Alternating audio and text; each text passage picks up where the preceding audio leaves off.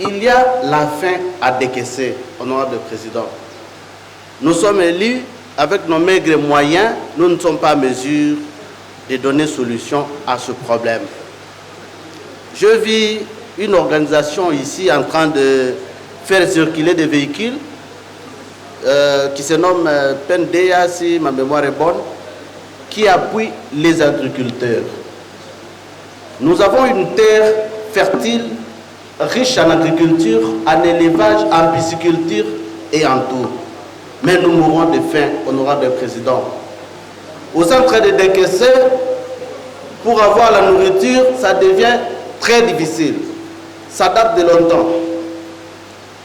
Une petite viande comme ça qui se vend à près de 7 000, 8 000 francs, insuffisant pour nourrir une famille de 4 enfants. Ou, comme vous le savez bien... Simplement, CP. Ah oui. Alors, j'étais en train de dire que la quantité de nourriture achetée pour nourrir une famille est totalement insuffisante. La seule manière pour un gouvernement, que ce soit national ou provincial, de prouver à son peuple qu'il a bien travaillé, c'est d'assurer son indépendance du ventre, c'est de donner suffisamment de la nourriture au peuple. Alors, je vois toutes ces ONG qui viennent, je ne sais d'où, si c'est de Kinshasa ou de l'étranger, toujours cantonnés ici dans la ville, là où il y a la macadam, pour rouler avec leurs véhicules. Alors que là-bas, l'agriculture chez nous ne pose aucun problème. La pisciculture, n'en parlons même pas. Il y a des espaces, des savanes qui traînent comme ça, sans élevage, sans porc, sans vaches, sans chèvres. En tout cas, le gouvernement doit appuyer décaisser. Nous n'avons pas de nourriture. Il n'y a pas d'huile. Pour manger, c'est compliqué. Et parmi tout ce problème s'ajoute celui de l'enclavement, où nous ne savons pas rouler aisément de décaisser centre vers le nord.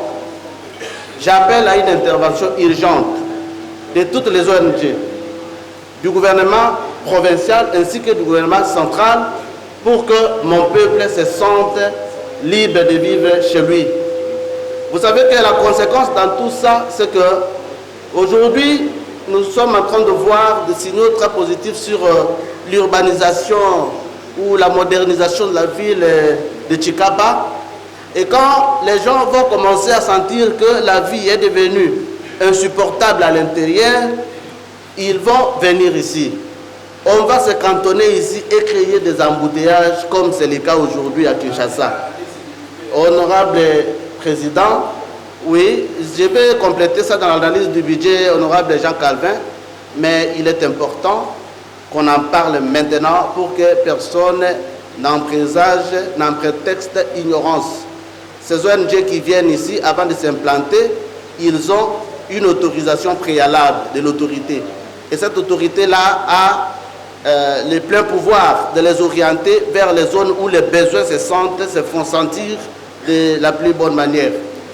Plusieurs fois, j'ai rencontré ces ONG, ils me disent, ils posent le problème d'accessibilité. Mais non, c'est une raison infondée. Nous sommes un territoire béni par plusieurs voies d'accès. Il y a la rivière Lukeni, il y a la rivière Sankourou, qui nous facilite, qui fluidifie le déplacement de Kinshasa, puisque tous ces gens-là viennent de Kinshasa. Ils peuvent embarquer leurs biens dans un bateau et prendre la rivière Sankourou pour déposer tous leurs biens, toutes leurs activités dans le territoire de Décaissé. Au nom du président, au nom du membre du bureau, au nom du député, j'ai dit. La recommandation